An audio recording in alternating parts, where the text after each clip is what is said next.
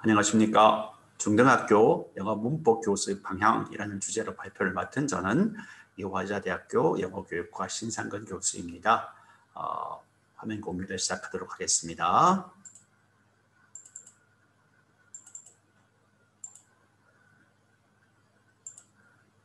네, 문법 하면 여러분 굉장히 다양한 경험을 하셨을 것 같아요. 저도 그랬는데요. 우리가 학습자로서 우리가 영어 문법을 배우면서 굉장한 성취감을 느낀 경우도 있고요. 또 너무나 많은 문법 규칙 앞에서 암기할 너무나 많은 방대한 규칙 앞에서 좌절감을 느꼈을 때도 있을 것 같아요. 또 잘 이해가 되지 않는 부분이 있어서 아주 고심했던 그런 기억도 있고요. 저도 그런 경험이 있습니다. 또 더 잊히지 않는 경험은 문법 시험 문제를 풀다가 이게 되게 헷갈리고 그죠? 외운 게 잘 기억이 나지 않는 것을 혹은 안타깝게 실수해서 아주 억울했던 그런 경험도 있고요. 또 저도 옛날에 교사할 때 그랬었는데요. 학생들에게 열심히 문법 규칙을 설명했는데 애들이 너무 어려워하거나 너무나 쉬운 거라고 생각했는데 시험에서 다 틀려가지고 아주 그죠? 학생들이 왜 이럴까 좌절했던 경험도 있고요. 또 아주 미묘한 문법 질문을 받아서 아주 고난했던 그런 경험도 있고 또 때로는 우리가 문법 문제가 특히 복답이나 오답 이렇게 분쟁에 걸리는 경우도 되게 많습니다. 그래서 문법이 정말 이 교사의 삶에서 혹은 영어 학자의 삶에서 굉장히 중요한 위치를 차지하는데요. 그래서 우리가 오늘 이 시간에는 같이 한번 문법 교육이 어떻게 이루어져야 될지에 대해서 짧은 시간이지만 같이 한번 생각해 보도록 하겠습니다. 먼저 문법 능력에 대해서 한번 같이 고민을 해보겠습니다. 우리가 학생들에게 길러줘야 되는 문법 능력이 뭐냐를 정확히 알아야만 우리 문법 교육에 나아가야 할 방향을 잡을 수 있을 것 같아요. 그래서 이제 가장 대표적인 두 가지 관점을 한번 살펴보도록 하겠습니다. 매우 비슷합니다. 첫 번째 이제 많이 인용되는 관점은 우리 퍼프라 교수라고 Teachers College, 콜롬비아 대학의 Teachers College에 근무하시는 퍼프라 교수가 쓴 Assessing Grammar라는 책에 나오는 정의입니다. 문법을 평가하려면 문법 능력을 알아야 되기 때문에 이런 내용이 나오는 거죠. 이번에 따를 것 같으면 Grammatical Ability가 뭐냐 하면 뭐예요, 여러분? Grammatical Knowledge, 문법적 지식을 정확하고 의미에 맞게 구현해내는 능력. 우리 의사소통 상황에서 그런 거죠. 그러니까 내가 하고자 하는 말이 있을 때, 글을 쓸 때 필요한 문법을 정확하고 그 의미에 맞게 사용해내시면 되는 거죠. 혹은 들을 때도 그렇고요. 말을 할 때도 들을 때, 글을 읽을 때도 필요한 거죠. 이제 보면 또 구체적으로 살펴보면 이분은 어떻게 하나요? 이분은 조금 뒷분하고 다른데요. grammatical knowledge하고 pragmatic knowledge를 나누어요. 그래서 이제 폼이 있고요. grammatical 폼이 있고 형식이 있고요. 그죠? meaning이 있습니다. 예를 들어서 만약에 사형식 같은 거 어떻습니까? 목적, 동사, 간접 목적어, 무슨 직접 목적 이게 폼이고요. 누구에게 누구를 준다 같은 것이 의미가 되겠죠. 그리고 이제 pragmatic meaning은 뭔가요? 우리말의 높임말처럼 상황에 적절한 표현을 선택해서 사용할 수 있느냐 이런 걸 보는 거죠. 근데 이제 또 하나 조심할 거는 이제 폼과 meaning 같은 경우에는 sentence 레벨이 있고요. 문장 수준에서의 형식과 의미가 있고 담화 수준, 문장과 문장을 넘어서는 수준에서 또 우리가 폼과 meaning을 봐줘야 되겠다. 이건 제가 나중에 예를 더 들어서 설명하겠습니다. 더 유명한 책은 이제 여러분 아시는 라슨 프리만 선생님 아시죠, 여러분? 왜 우리 영어 교육과에서 테크닉스 책잖아요. 교수 방법 논책할 때 많이 보는 책, 그 책 쓰신 분이죠. 이분이 이제 책 제목이 되게 재밌어요, 여러분. From Grammar to Grammaring. 그래머에서 그래머링으로 가야 된다는 겁니다. 문법 학위로 가야 된다는 거예요. 이건 뭔가요? 그래서 이분이 이제 그래머링을 뭐라고 이제 정의를 했냐면 비슷합니다. 문법 구조를 정확하고 의미에 맞게 하나가 더 들어가죠. 적절하게. 아까 우리가 이 짐 프라우스 선생님이 말씀하셨던 pragmatic 여기서 연결되는 거죠, 그죠? 정확하고 의미에 맞게 그리고 적절하게 사용할 수 있는 능력. 그래서 여러분 어떻습니까? 결국은 컴포넌트가 두 개인 거죠. 지식이 있고요. 그 지식을 사용할 수 있는 능력을 말하는 거죠. 그래서 이분이 이제 뭐라고 했냐면 문법 수업이 어떻게 이루어져야 되느냐 하면 더 이상 이 지식에 머물러서는 안 된다. How to use라는 것이. 사용할 수 있는 쪽에 포커스가 가 있다는 겁니다. 그러니까 그래서 정리해보면 결국은 어떻습니까? 그러니까 문법 능이라는 것은 문법 지식이 필요하다는 없다는 건 아니고요. 문법 지식에서 머물러서는 안 되고 문법 지식을 정확하고 적절하게 사용할 수 있는 영역이다. 그래서 usage, 규칙이 아니라 규칙에서 use로 나가야 되고, 그죠? 지식에서 머물러서는 안 되고 ability to use로 가야 되고요. competence, 머릿속에 있는 데서 머물러서는 안 되고 performance, 실제 의사소통 상황에서 사용할 수 있어야 되겠다. 그래서 결국은 정리해보면 문법이라는 것은 뭐 그 자체가 목적이 아니고 뭐죠? 우리가 말을 하거나 글을 쓰거나 듣거나 읽을 때 필요한 하나의 언어적인 요소인 거죠. 그죠? 그래서 그러니까 문법 그 자체를 목적으로 해서 가르칠 필요는 없고 그것을 실제 말을 하거나 글을 쓰는 상황에서 사용할 수 있는 능력을 길러줘야 되고 그 맥락 속에서 가르쳐줘야 되고 듣거나 읽을 때 글을 뭐 대화를 하거나 혹은 뭐 모노로그를 듣거나 글을 읽을 때 그 문법적 지식을 활용해서 의미를 잘 구성해낼 수 있도록 도와주는 것이 바람직한 문법 수업의 방향이다. 이렇게 보시면 되겠습니다. 결국은 계속 드리는 말씀이지만 지식에서 머물러서는 안 되겠다. 사용할 수 있는 능력으로 이어져야 되겠다. 결국은 크게 보면 의사소통 교수법의 맥락과 되게 일치하는 거죠. 그러면 이제 문법 교수의 원리를 한번 살펴보겠습니다. 첫 번째는 뭔가요? 우리 짐 푸프라 선생님도 말씀하셨고 다이언 라슨 프리먼 선생님도 말씀하신 것처럼 form, meaning, use를 다 들어야 되겠다. 그죠? 삼형식, 사형식, form을 알잖아요. 누가 누구에게 뭘 사준다, 준다 뭐 이런 거잖아요. 그죠? 그게 meaning이고요. use는 언젠가 이게 적절하게 이 표현을 이 사람에게 사용해도 되는지 너무 포멀한지 너무 캐주얼한지 혹은 숨겨진 의미는 없는지 이런 걸 보는 거죠. 그죠? 우리말 같으면 높임말 같은 걸 보는 거죠. 그러니까 영어에도 분명히 이게 레지스터 그래가지고 familiarity degree가 있잖아요. 영어에 높임말이 없다고 생각하는 사람들은 그건 아닌 것 같아요. 그죠? 상황에 적절하게 사용하는 것이 굉장히 중요한 거죠. 그래서 form과 meaning과 use. 그래서 이제 요즘 가장 강조되는 것이 form과 meaning은 우리가 전통적으로 많이 가르쳐 왔으니까 큰 이슈가 되지 않는데 use에 대해서 요즘에 굉장히 관심이 많습니다. 예를 한번 들어볼까요? 여러분 이게 이제 3형식, 4형식 문제입니다. 이런 문장이 있어요. 야, 너 낸스가 행하고 갔냐? 왜? 이렇게 써요. 그때 여러분 우리가 3형식으로 말을 할 수도 있고 4형식으로 말을 할 수도 있어요. 답이 1번이 자연스러울까요? 2번이 자연스러울까요? 1번이 더 자연스럽습니다. 왜 그런가요? 낸시가 이미 앞에 나왔기 때문인 거죠. 그죠? 영어에서는 항상 새로운 인포메이션이 뒤로 갑니다. 그죠? 그래서 because you gave her flowers. 훨씬 자연스럽다는 거죠. 이게 이제 문장 수준에서 가르쳐서는 안 되고 앞에 어떤 내용이 나오냐에 따라서 뒤에 나오는 표현이 결정이 되는 거잖아요. 그렇죠? 그게 이제 자꾸 담화 수준으로 가야 된다는 것. 또 문법 교수가 우리가 항상 3형식, 4형식만 가르치는데요. 언제 3형식을 써야 되고 언제 4형식 문장을 사실 인표를 쓰면 안 되는데요.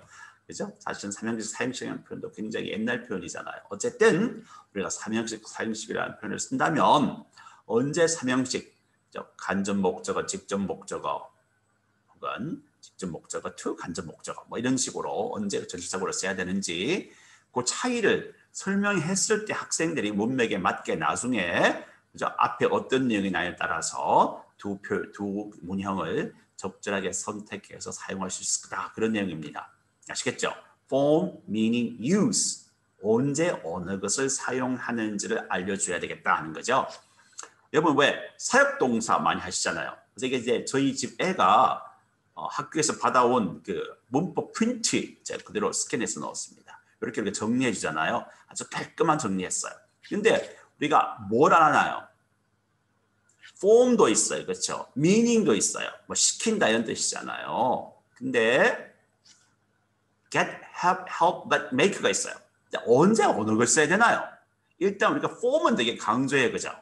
왜? make와 have 같은 경우, that 같은 경우에는 원형 부정사가 온다. 혹은 have 같은 경우에는 pp형도 취한다. 뭐 I had my haircut 그리고 많이 강조하는 편이잖아요. get은 뒤에 to가 나와야 되고요. have는 to가 있어도 되고 없어도 된다. 되게 강조하는 거잖아요. 근데 의미 언제 어느 걸 써야 되나요? 1번에는 뭐가 들어가야 되죠, 여러분? 제가 시간이 없어 문제를 풀 수 있는 시간은 들기 힘든데요. 그죠? 1번 let이에요. 그렇죠? let. 허락하다 이런 의미잖아요. 그렇죠? 2번은 뭘까요?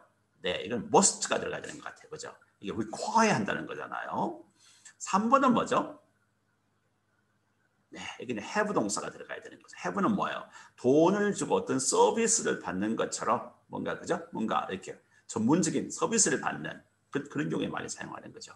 5번은 뭔가요? 네네, get이죠, get.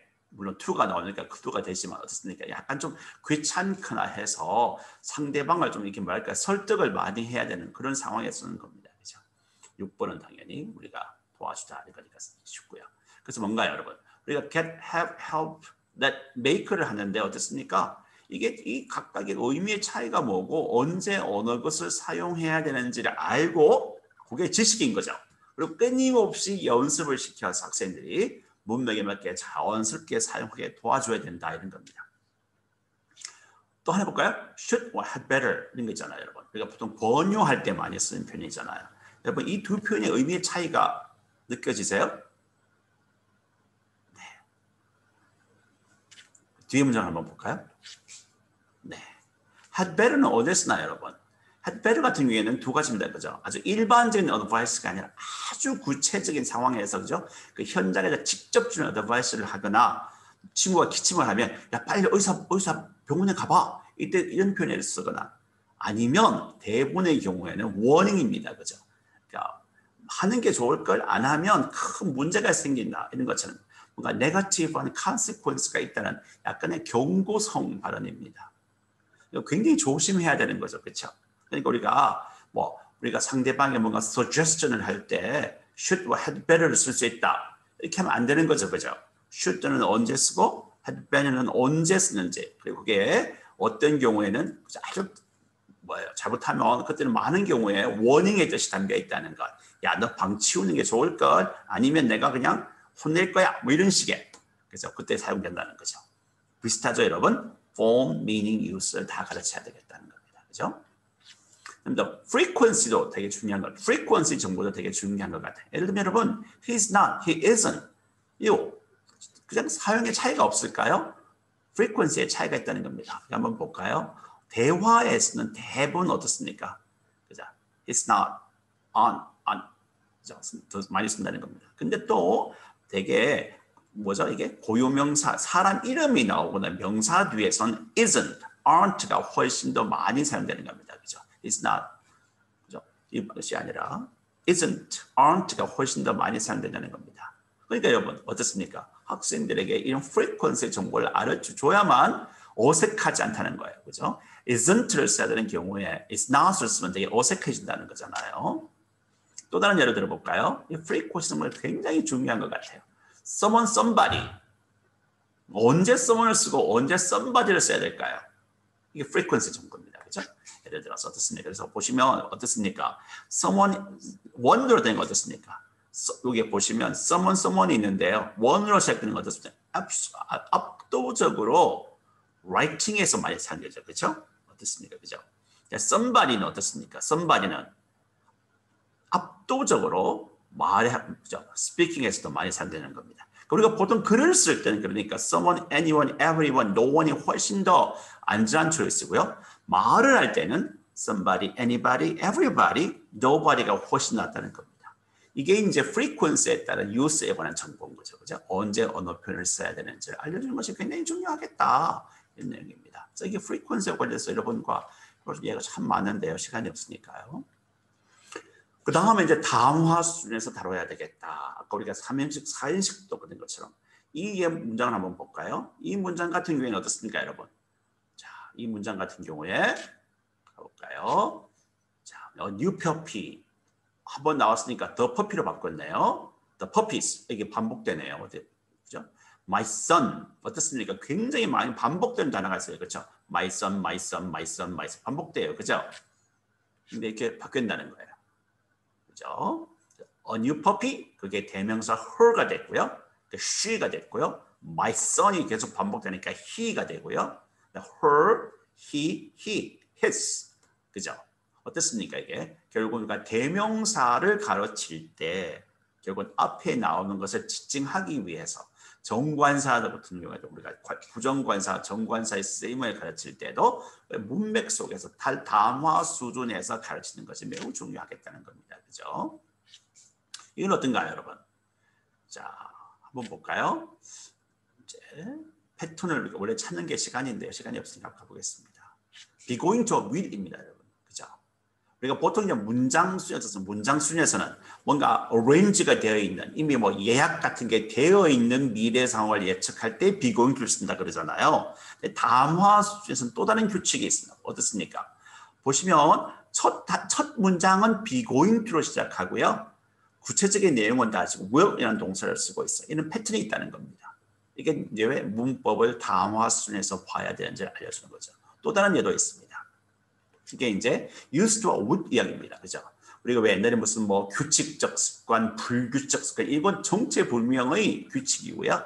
다 이제 과거의 예를 이야기할 때 쓰는 거잖아요. 지금은 아닌 과거 일인데 한번 보세요. 패턴이 나오죠, 여러분. 아까 will과 be going to처럼 어떤 단락에서 어떻습니까? 첫 문장은 항상 used to로 시작하고요. 구체적인 어떤 내용은 다 would로 시작하는 겁니다. 그죠? would로 시작한다는 거예요. 결국은 뭐예요? 이게 일종의 담화로서의 문법의 패턴인 거죠. 이런 것들을 학생들이 우리가 가르쳐줘야 되겠다는 겁니다. 그 다음에 이제 차이를 알아야 된다. 학생들에게 차이를 설명해 줘야만 우리가 제대로 사용할 수 있는 거잖아요. 이게 이제 제가 가끔 학부 시간에 수업 시간에 많이 해보는 건데 여러분, 자 이렇게 probable, possible이 있어요. 내가 내일 비가 온다. 그죠? 내가 내일 비가 올 확률이 probable하다. possible하다. 여러분 첫 번째 문장과 두 번째 문장에서 어느 문장에서 비가 올 더 확률이 높아지나요? 이거 지금 probably, possibly 이 두 개를 놓고요. 학부생들한테 probably가 더 확률이 높은 거야, possibly 더 확률이 높은 거 해보면 여러분 해마다 좀 차이가 나는데요. 그죠? possible을 선택하는 학생도 꽤 있습니다. 그죠? 근데 어떻습니까? 이렇게 차이를 알려준다는 거예요, 여러분. 그죠? 그래서 어떻습니까? possible은 50-50 같은 상황입니다.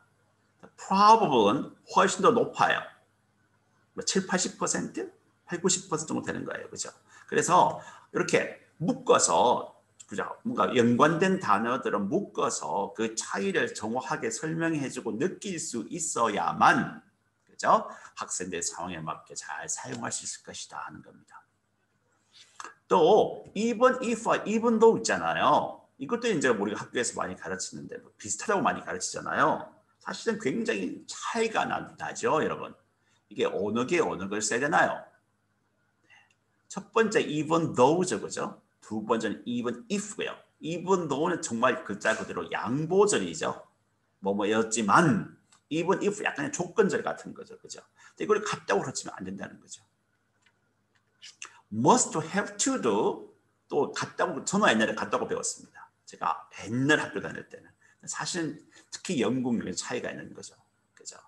보통 첫 번째 문장에 have to가 들어가야 되고요. 두 번째는 must가 들어가야 됩니다. 그렇죠? 그래서 have to가 훨씬 더 뭐랄까요? 의무 같은 거 있잖아요. 제3자가 규정한 어떤 그런 거라면 밑에는 must는 뭔가요? 자기가 스스로 판단하게 해야 될 것 같은 그런 의미가 있다는 겁니다. 이게 뭐예요? 차이를 학생들에게 설명해 줘야 되겠다는 겁니다. among과 between도 사실은 굉장히 우리가 조심을 해야 되는 거죠, 여러분. 비교하는 대상이 둘이면 between, 셋이면 among 그런데요. 여기 보시면 둘 다 between이 들어가야 합니다, 그죠? 셋 이상이어도 하나를 비교하는 경우에는 between을 쓴다는 겁니다, 그죠? 그러니까 member states 여러 나라인데요. 하나끼리의 협상이기 때문에 between을 쓴다는 겁니다. 그래서 둘, between, 셋 이상, among 이렇게 가르치면 안 된다는 거예요, 그죠? 그렇습니다. 그 다음에 사용할 수 있는 기회를 제공해야 되겠다. 제가 계속 드리는 말씀이죠. 우리가 보통은 이제 우리가 focus on form 같은 방식을 통해서 노출을 통한 우연적 습득을 강조하기도 해요. 그렇죠? 우리가 노출되면서 여러 번 노출되면 그 문법적 패턴을 습득할 수 있어요. 하지만 한계가 있다는 거고요. 그 다음에 우리가 focus on form 같은 우리 이진아 교수님 발표에서도 들으셨겠지만 이 같은 경우에는 어떻습니까? 대부분 이게 뭔가 의사소통 활동을 하다가 미닝 중심 활동을 하다가 뭔가 에러가 있을 때 살짝 폼을 지적해주고 다시 우리가 미닝 위주의 활동으로 돌아오는 건데요. 이게 한계는 뭔가요? 일단 이게 영어로 말하기가 이루어져야만 줄 수가 있는 피드백이잖아요. 그렇죠? 그러니까 사실은 안타깝게도 우리나라 교재에서는 많이 사용할 수가 없어요. 왜? 한국어로 수업하니까요. 안타까운 거죠, 사실은. 근데 이제 어쨌든 우리가 연역적으로 문법 수업을 하시든 그냥 명시적 설명을 하시든 아니면 데이터 드리븐 러닝처럼 귀납적으로 수업을 하시든 우리가 막 여러 가지 예문을 주고 학생들에게 뭔가 패턴을 찾게 하든 그죠? 우리가 프로덕션 할 수 있는 학생들이 프랙티스하고 프로덕션 할 수 있는 기회를 충분히 줘야만 되겠다는 겁니다. 그래서 보시면 이렇게 노출을 시켜요. 그죠? 여기 보시면 교재에 나오는 건데 보통 보시면 이렇게 명령문 쓰는 건가요? 네, 이렇게 하고요. 이렇게 뭐 여행 가이드라는 실제 그 뭐죠? 오텐틱한 자료를 주고 노출을 시킨 다음에 그죠? 직접 네가 한번 만들어 보라. 네가 한번 그래서 네가 잘하는 곳에 당신이 잘하는 곳에 여행 가이드를 만들어서 명령문으로 한번 팁을 적어봐라. 이렇게 기회를 줘야 된다는 겁니다. 그다음에 진정성을 고려해야 되겠다. 이건 우리가 커뮤니케이티브 랭귀지 티칭 할 때 매우 강조하는 거잖아요, 그렇죠? 제가 이게 이제 옛날에 실제 제가 옛날 중학교 다닐 때 고등학교 때 외웠던 문법 예문이어서 지금도 외우고 있는데요. 아직도 이런 예문을 쓴지 문법책을 봤더니 아직도 이런 예문이 나오는 많이 좋아졌는데요. 아직도 이런 예문 쓰는 문법책이 있더라고요. 그죠? 살아가면서 이런 말 한 번도 안 할 것 같아요. 이게 이제 얼마나 실제 사용하는 영어를 학생들에게 가르치느냐 하는 것이고요. 또 하나는 이제 활동도 굉장히 오텐틱해야 된다는 거죠. 보세요. 실제 이제 뭔가 실제 그 문법 패턴이 나오는 실제 글을 학생들에게 읽게 하고 또 뭔가요? 뭔가 학생들이 나중에 사용할 수 있을 것 같은 오텐틱한 태스크를 준다는 거잖아요. 그렇죠? 광고문을 만드는데 완성하는데 주어진 그래머 패턴을 꼭 사용해라. 그러니까 조금 전에 나왔던 것처럼 프로덕션도 하는 동시에 오텐틱한 활동을 하는 거죠. 그 다음에 이제 do's and don'ts입니다. 그래서 첫 번째는 뭔가요? 한 번에 다 가르치려고 하지 마라. 제가 오늘 이제 수요 동사 얘기를 굉장히 많이 하는데요. 요거 이제 보시면 수요 동사 이렇게 하면 우리가 학생들에게 아주 깔끔하게 정리를 해줍니다. 이렇게. 그렇죠? 또 뭐 전치사까지 정리해줘요. 근데 이거 어떻습니까? 이렇게 아니냐는 거죠. 이거 굉장히 비효율적인 방법이라는 겁니다. 왜? 그 단원에서 give라는 동사가 나온다면 give라는 동사만 에만 포커스를 맞추고 give라는 동사를 사용하는 기회를 충분히 제공해서 학생들이 실제 나중에 교실 밖에서 give라는 동사를 사용해서 자유롭게 사용할 수 있도록 도와주는 것이 좋다는 겁니다. 그러니까 한 번에 정리해 주려고 하지 말라는 겁니다. 그 단원에 나오는 것만 포커스를 해서 가르쳐야 되겠다. 왜냐하면 너무나 많은 인풋을 주면 너무나 많은 문법적 지식을 주면 학생들이 압도를 당하고요. 지식에서 머물러 버립니다. 그래서 우리가 항상 강조하는 건 뭔가요? 지식과 그 지식을 활용할 수 있는 능력을 길러줘야 되기 때문에 그죠? 제발 좀 정리해주고 하지 말라. 옛날 제가 학교 다닐 때 중학교 다닐 때 저와 2년 동안 저한테 영어를 가르치던 선생님은 들어오시면 하루에 칠판을 이게 3등분 하셔서 칠판을 3번 지우셨어요. 그 수업 시간에 매번 이게 판세해 주시는 걸 베꼈던 기억이 납니다. 공책에 정리했던 기억이 납니다. 문법을 정말 너무나 완벽하게 정리해 주셨는데요. 기억에 거의 남아있지 않습니다. 그죠? 네. 지식에 너무 압도를 당하는 거죠. 그건 지식에서 머물러서는 안 되고 활용할 수 있는 기회를 충분히 줘야 된다는 것. 두 번째 이제 제가 계속 드리는 말씀이 앞에서 왜 차이를 제가 강조를 드렸잖아요. 차이를 알아야만 언제 어느 표현을 사용하는지 알아야만 의미에 어떤 차이가 나는지를 알아야만 적절하게 사용할 수 있겠다는 거잖아요. 이렇게 우리가 여러분 연결사 할 때 무슨 뭐 굉장히 그게 그룹핑해서 가르치잖아요. 그래서 보시면 이분도 보면 on the other hand, in contrast, on the contrary to, while, whereas, instead 이걸 다 묶어서 비슷한 역할을 하는 연결사라고 가르치고 있습니다. 근데 정말 이게 차이가 없을까요? 여기에 보시면 however, in contrast, on the contrary, on the other hand 그죠? 요 하나하나에 차이가 있다는 겁니다. 그죠? 그러니까 뭔가 사용되는 그죠? 문맥이 다르다는 겁니다. 첫 번째는 뭐가 들어가야 되나요? 캐롤라이나는 겨울에 온화하지만 사우스다코타는 추워요. 그건 뭐예요? In contrast가 들어간다는 거죠. 그죠? 그다음에 이렇게 문맥에 따라서 사용되는 게 달라요, 여러분. 나중에 시간 되시면 한번 풀어보셔요. 제가 넘어가겠습니다. 어쨌든 여러분, 예를 들어서 however 같은 거 언제 쓰나요? 굉장히 어떤 말을 한 다음에 그냥 굉장히 놀라운 사실을 이야기할 때 전혀 상대방이 예상하지 않는 아주 그냥 약간 황당할 수도 있는 응답을 낼 때, 그죠? 그 다음에 on the contrary는 뭐예요? 완전히 뭘까요? 그냥 앞에 있는 말을 강하게 부정할 때 쓰는 거고요. on the other hand, 하나의 한 사물의 뭐죠? 두 가지 상반되는 어떤 특성을 설명할 때 많이 사용되는 거죠. 이렇게 사용의 차이가 있다는 겁니다. 그 다음에 이제 굉장히 중요한데 여러분, 모든 것을 다 문법으로 다루지 말라는 겁니다. 예를 들어서 여러분 비인칭 주어라는 말 있잖아요, 그죠? 일단 비인칭 주어라는 말 자체가 되게 어려운데요, 그죠? 그래서 뭐 날씨, 시간, 계절, 요일, 거리, 온도, 명암 하고요. 끊임없이 외웠던 기억이 납니다. 그죠? 이렇게 아주 깔끔하게 정리해 주잖아요. 근데 굳이 이럴 필요가 없다는 겁니다. 그냥 어떻습니까? 얘들아, 시간 어떻게 물을지? What time is it? 이 표현 쓰면 되네? 이거 청크로 외우라는 겁니다. 그냥 청크로. 굳이 it시 비인칭 주어라는 말을 쓸 필요가 없다는 거죠. 야, 그냥 시간 어떻게 묻지? 야, 거리 어떻게 묻냐? 오늘이 몇 월 며칠인지 어떻게 물어봐?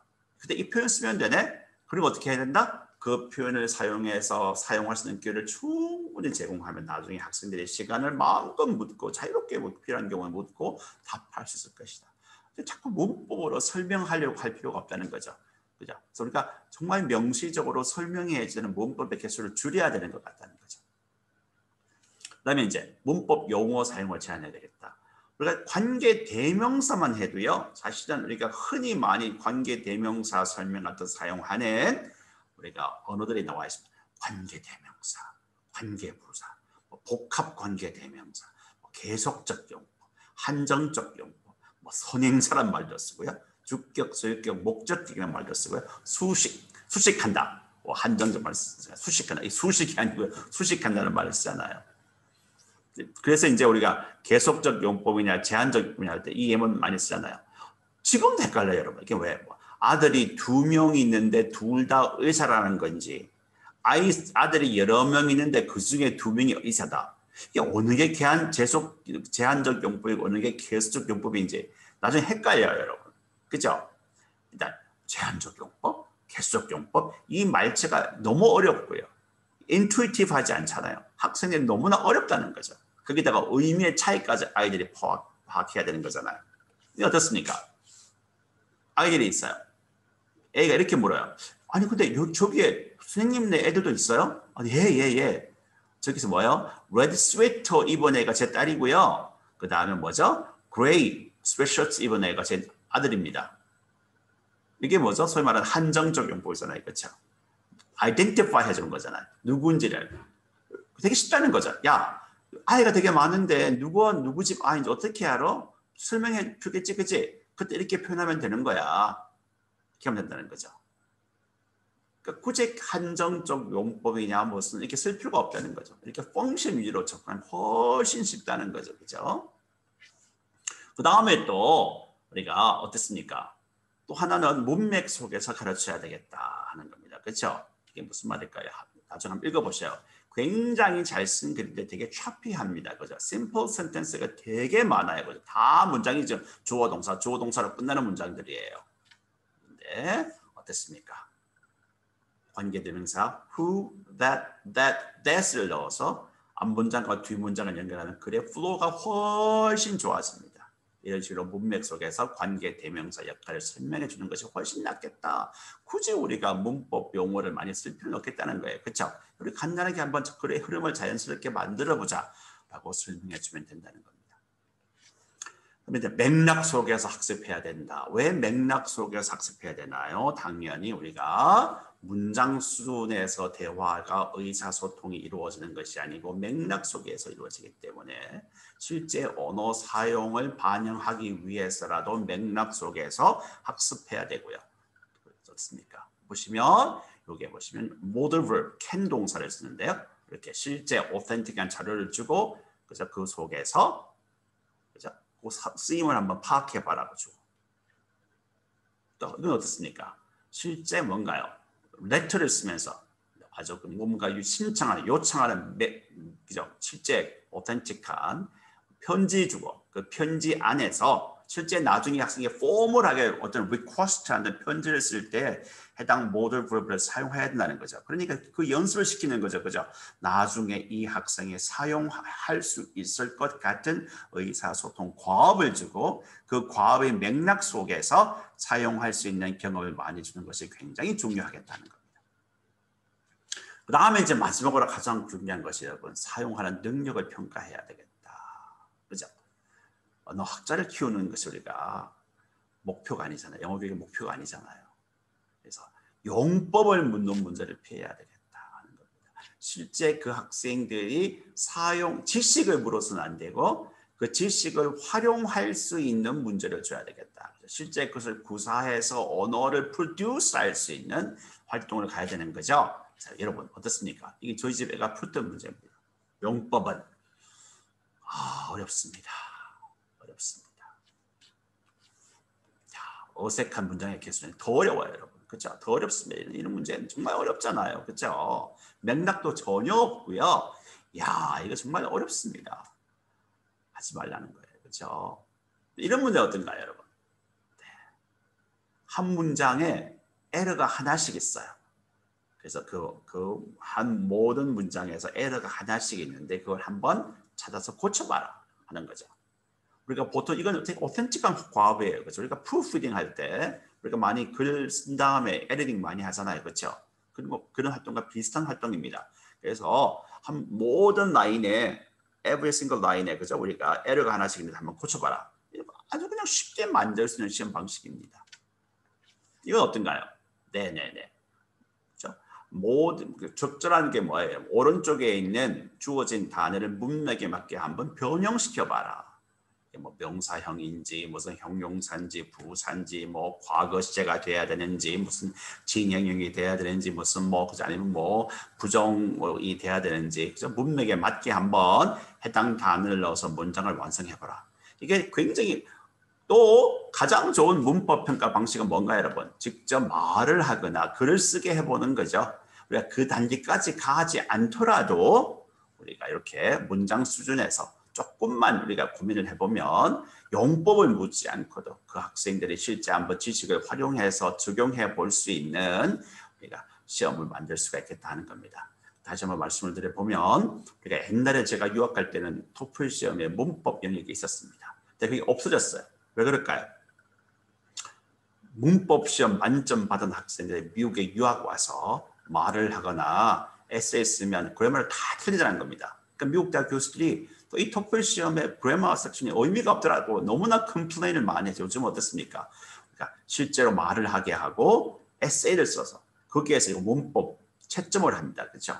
그래서 바뀌었어요. 직접 평가로 바뀐 거죠, 여러분. 그죠? 그래서 우리가 너무 용법을 묻는 문제보다는 그리고 문장 수준에서 뭐 정확성을 찾게 하는 문제 있잖아요. 예를 들어서 그죠? 예를 들면 이런 문제들 같은 경우는 굉장히 조심하셔야 됩니다. 왜? 언어가 계속 바뀌잖아요. 그래서 정말 구글에 쳐보시면 정말 이게 여러분은 틀렸다고 생각하는데 맞다고 예문이 실제로 상당히 많이 나옵니다. 그래서 문장 수준에서 에러가 있냐 없냐라고 하는 것은 굉장히 위험하다는 겁니다. 그렇죠? 그래서 우리가 자꾸 지식을 묻는 시험은 우리가 지양해 줘야 되겠다 하는 겁니다. 그래서 이제 제가 책 두 권만 소개하고 발표를 마치겠습니다. 그래서 첫 번째 책은 이제 The Grammar Book이라고요. 우리가 다슨 프리먼 선생님과 슬래시 워시아 쌤이 쓴 책입니다. 이게 3판인데요. 아주 유명한 책입니다. 보시면 제목에 익숙한 단어가 3개 나오죠. 여러분 form, meaning, use가 나와요. 그래서 굉장히 자세한 문법 규칙 설명도 나오지만 또 이 책의 재미있는 것은 여러분 나중에 teaching ideas가 모든 문법 학생마다 폼에 관한 액티비티, 미닝을 우리가 시킬 수 있는 teaching activity, use와 관련된 activity처럼 teaching activities까지 자세히 설명되어 있기 때문에 굉장히 좋은 teacher를 위한 문법책이다. 그죠? 결국은 ESL, EFL teacher를 위한 문법책이고요. 이 책 같은 경우에는 이제 여러분 우리가 학습자용 교재인데요. 여기도 보시면 form, meaning, use와 또 담화 수준에서 영어의 문법 규칙이 굉장히 잘 소개되어 있는 책입니다. 그래서 결국은 보시면 여러분 우리가 잘못 알고 있는 문법 규칙도 많이 있고요. 또 우리가 모르고 있는 문법 규칙도 굉장히 많고 그렇죠? 또 우리가 학생들에게 특히 use라든지 use와 관련돼서 언제 언어 표현을 사용해야 되는지, 뭐 언어 표현이 더 많이 사용되는지, 어느 게 더 polite한지, 이건 뭐 rude한 표현은 없는지 이런 use와 관련된 적절성과 관련된 정보를 얻기 위해서는 공부를 굉장히 많이 하셔야 되는 것 같습니다. 그렇죠? 그래서 우리가 학생들이 결국은 fluency, 우리가 유창하게 영어를 구사할 수 있도록 도와줘야 되지만 동시에 우리가 좀 더 accuracy의 비중을 우리가 proficiency가 높아질수록 도와줘야 되기 때문에 accuracy가 늘도록 도와줘야 되기 때문에 우리가 선생님들부터가 실제 살아있는 영어에서 기반한 문법 규칙을 많이 알고 있어야 되고 그것을 우리가 학생들에게 필요한 최소한의 문법 규칙을 정해서 학생들에게 제시하고 그것을 practice와 쓴기를 충분히 주는 방향으로 문법 수업이 이루어져야 될 것 같습니다. 발표를 들어주셔서 감사합니다.